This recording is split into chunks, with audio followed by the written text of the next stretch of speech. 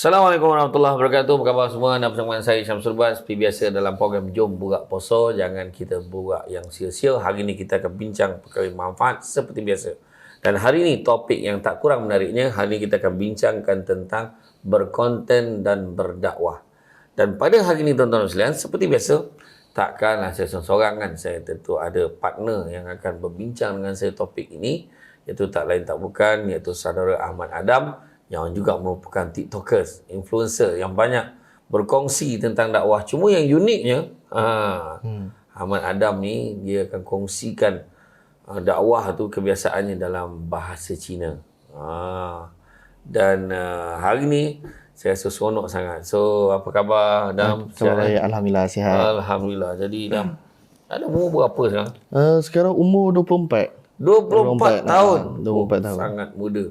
Jadi memang dah berapa lama dah sebenarnya Adam dalam melalui TikTok TikTok, media sosial TikTok ni, macam mana boleh dah berapa lama dah kau kata bergiat dalam Daripada tahun lepas bulan puasa dah saya. tahun 2022. Oh ya. Macam mana boleh mula tu? Saya mula sebab sebab saya ni Miss Cina. Jadi mak Cina, bapa saya Filipina. Oh, Filipin. Filipin. Oh. Tapi bapa kandung dah tak ada. Sekarang dengan ayah tiri.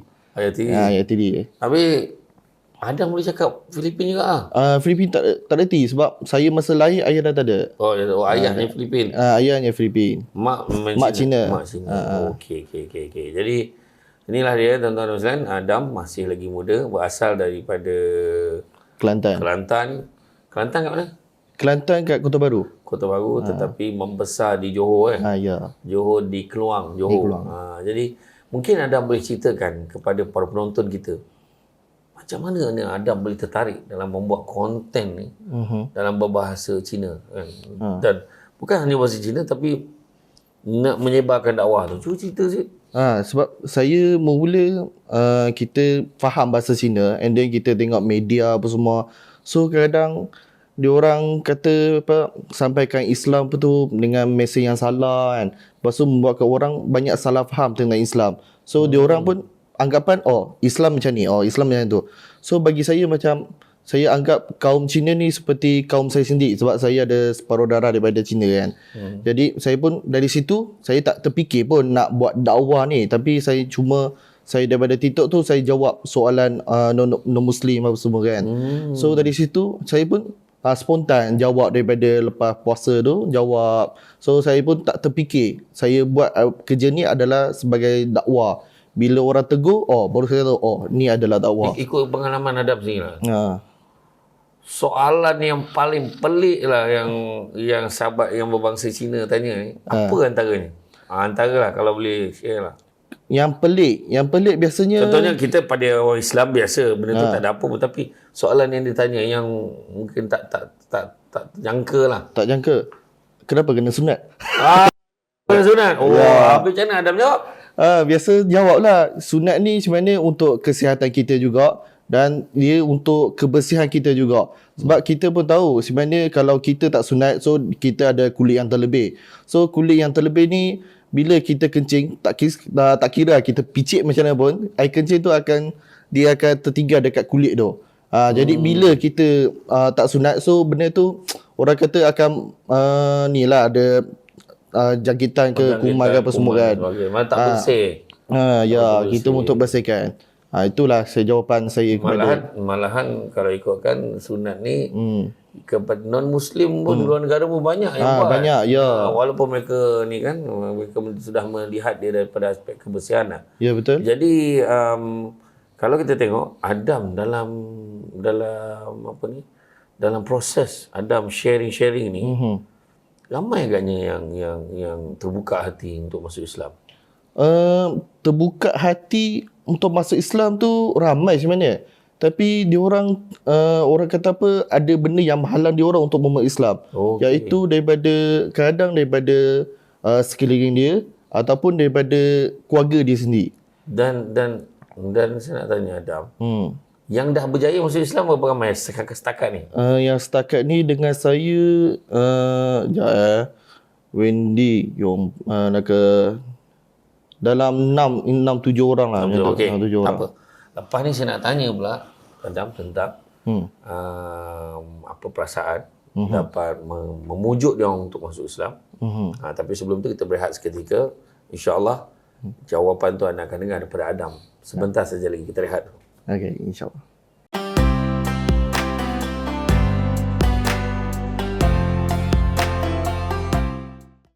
Assalamualaikum warahmatullahi wabarakatuh. Tak lama lagi Ramadan dan tak lama juga selepas itu kita nak menyambut Syawal. Sudah tentu semua heboh nak dapatkan kuih raya yang terbaik. SD pun tak ketinggalan untuk turut serta untuk memeriahkan suasana Aidilfitri, iaitu kita ada kuih kapit crispy. Sedap menggeletek nyawa kau kalau makan. Kemudian ada biskut mazola crispy pun ada. Macam mana? Tengok tu. Tengok pun menyelerakan. Dan begitu juga kita ada kuih simpul kasih. Sedap ni Amik. Jadi siapa yang nak, pastikan anda dapatkan segera dengan menghubungi talian yang tertera.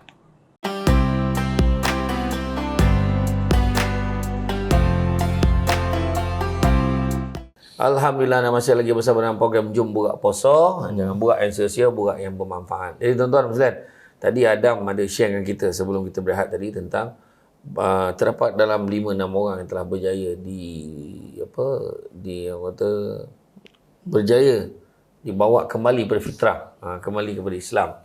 Jadi mungkin apa perasaan Adam setelah berjaya bawa dia masuk Islam ni? Rasanya bukan satu benda yang senang kot dia proses tu kan. Ya. Kita mungkin ada yang macam 50-50, mungkin ada kan. Jadi cabaran dia dan apa perasaan? Tu nak tahu.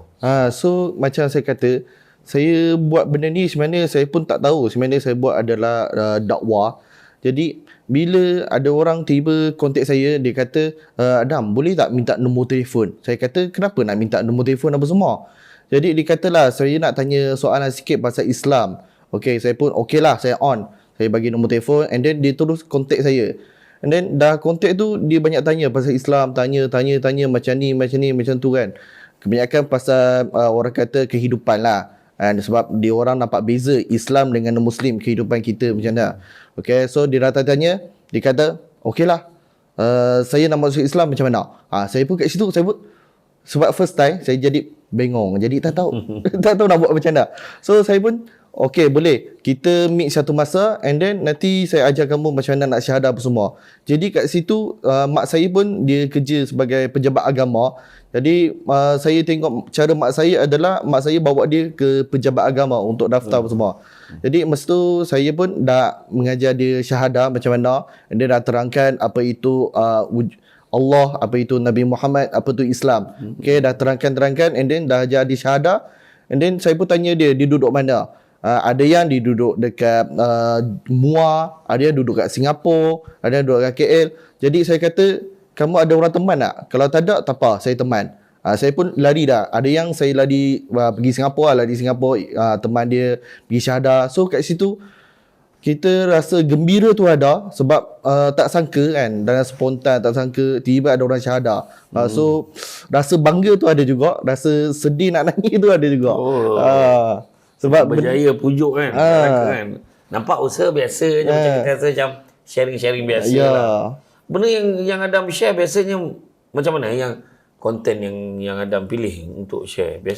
Biasanya diorang akan tanya saya soalan-soalan macam kenapa tak boleh pakai khinzir, kenapa tak boleh minum arak, kan, kenapa tak boleh main judi, sebagainya macam tu. Jadi jawapan tu sangat clear dan logik. Contoh lah macam kenapa tak minum arak, benda tak akan menyebabkan kita khayal, benda menyebabkan kita dan banyak mudarat yang boleh timbul dan sebagainya. Jadi mungkin dia orang pun akan fikir, jadi maknanya Islam ni nak memelihara kan. Nak memelihara. Jadi cabaran lah. Mungkin ada di kalangan yang Adam pujuk dia masuk Islam tu kan. Mungkin ada tak yang macam liat betul tapi akhirnya masuk.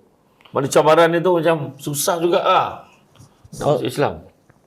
Cabaran dia yang biasanya yang last kali orang susah nak masuk Islam sebab keluarga. Keluarga susah nak terima. Keluarga susah nak terima.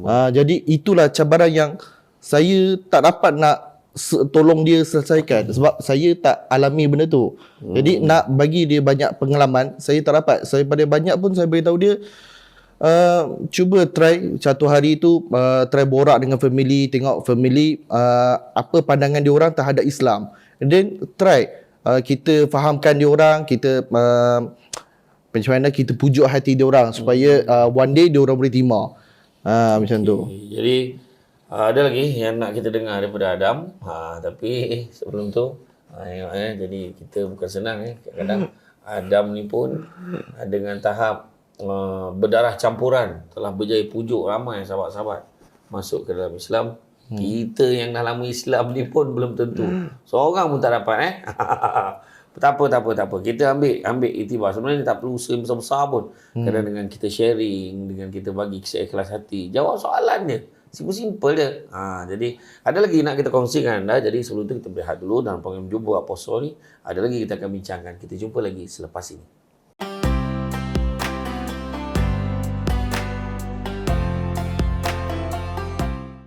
Bismillahirrahmanirrahim. Assalamualaikum warahmatullahi wabarakatuh. Marhaban ya Ramadan. Marhaban ya Ramadan. Kurma. Buah kurma selalu dikaitkan dengan momentum beribadah di bulan Ramadan yang suci.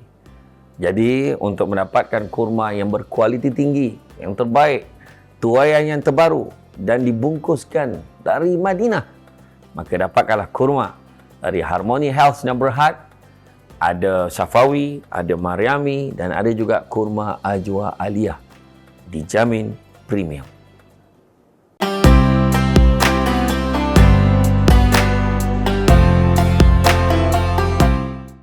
Alhamdulillah anda masih lagi bersama saya dan juga Ahmad Adam tentang dakwah buat konten dan berdakwah ni. Jadi Adam, kalau tengok kan tadi kita cerita tentang cabaran tadi, salah satunya keluarga. Jadi sebenarnya ialah dalam Islam walaupun dia telah memeluk Islam, dia tidak perlu memusuhi keluarga, malahan perlu menyantuni kedua ibu bapa contohnya dan adik-beradik seperti mana mereka sebelum ini. Cuma yang berbezanya mungkin fahaman dan pegangan lah. Jadi dalam tengok keadaan macam tu kan, jadi macam mana advice Adam pada mereka? Memang Adam tak ada pengalaman. Betul. Jadi macam mana macam tu satu, dan satu lagi contoh mungkin ada soalan yang Adam tak tahu jawapannya. Ada macam contohnya dari segi hukum kan. Siapa yang menjadi tempat rujukan Adam sebelum Adam jawab? Okey, biasanya saya sebelum saya nak jawab soalan non-Muslim, saya akan pergi tengok ceramah Badalin Jason. So dia seorang pendakwa. Okey, lepas tu lepas tu saya akan tengok Dr. Zaki Naik, Ustaz Zaidrul dan ustaz-ustaz lain. So bagi saya tengok jawapan dia orang macam mana yang bersesuaian untuk jawab kepada non-Muslim. Sebab kita kadang jawapan tu kadang memang kita straight point, tapi kena jaga hati juga kena jaga hati, jaga orang kata perkataan. Sebab kita tak nak orang salah faham. Salah faham tentang Islam. Okey. Jadi pandangan lah keluarga Adam sendirilah. Sekarang ibu ayah kan. Jadi apa komen dia orang tentang dakwah yang Adam jalankan ni? Dia orang tahu ke tak tahu? Tahu. So, apa respon ibu dan juga ayah Adam sekarang? Respon mak saya dia bangga sebab mak saya dia pejabat agama. Dia pejabat agama. Lepas tu dia pun ada dakwah orang sampai ke Islam. So dia kat situ dia pun tak sangka anak dia akan ikut sekali buat benda tu. So kat situ dia ada mula sikit-sikit dia bangga, and then dia ada push sikit-sikit. Macam nak jawab, macam mana ni kan, apa yang perlu kita buat dan sebagainya. Mudah jadi bolehlah kita share kan. Jadi kalau tengok ada persepsi tengok mereka yang sebelum kenal Islam ni, sebenarnya pandangan dia pada Islam ni macam mana sebenarnya? Kebanyakan lah yang Adam tengok lah. Adakah dia takut? Adakah dia marah? Atau dia rasa macam mana sebenarnya? Rasa takut, marah semua ada.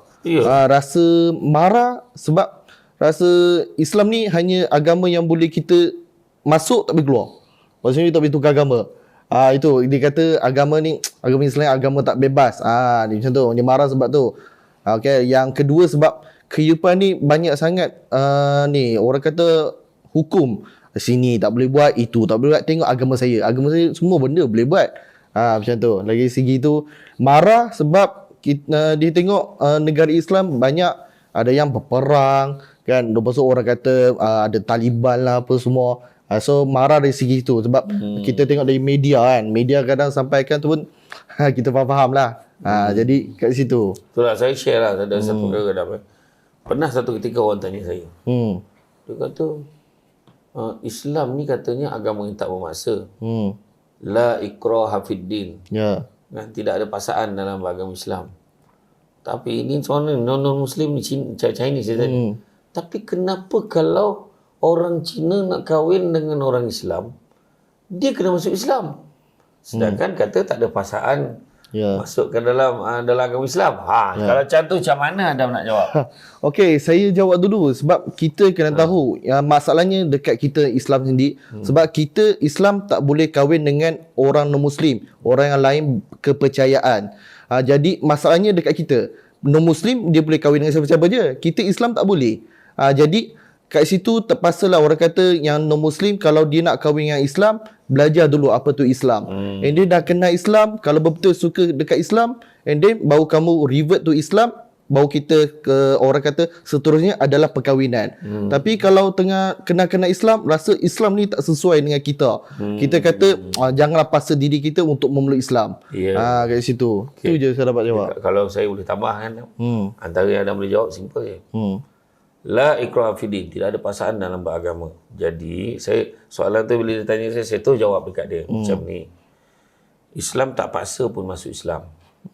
Jadi kalau anda kata yang Chinese tu dah sayang sangat dengan orang Islam ni, kalau dia nak kahwin, dia masuk Islam.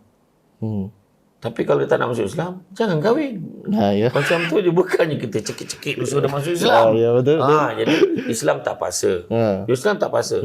Kita kena faham konsep Islam tidak memaksa, tetapi kalau dah masuk Islam, wajib kena ikut. Itu dia. Itu dia. Jadi tanyalah, saya memang respect Adam dengan umur 24 tahun yang beza beberapa tahun je daripada saya.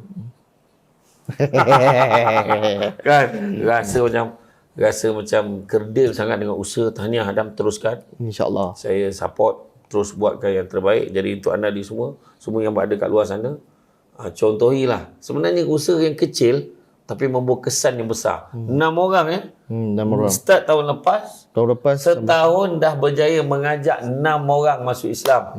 Cuba cek, buka akaun TikTok, sibuk selfie, tunjuk beg, tunjuk kasut, sibuk tunjuk kau makan apa, kan? Lagi baiklah daripada kau sharekan barang berjuadah buka puasa tu. Cuba kita share kebaikan-kebaikan. Mana tahu ada yang terbuka hatinya untuk bersama dengan kita di dalam Islam. Jadi terima kasih banyak Ahmad Adam. InsyaAllah di lain masa kita akan berbincang lagi. Itulah dia tuan-tuan dan sekalian, dalam tajuk berkonten dan berdakwah hari ini bersama dengan Ahmad Adam. InsyaAllah kita jumpa lagi dalam episod yang akan datang. Nampak jom buka poso, jangan buka yang sia-sia, kita buka yang bermanfaat. Jumpa lagi. Assalamualaikum warahmatullahi wabarakatuh.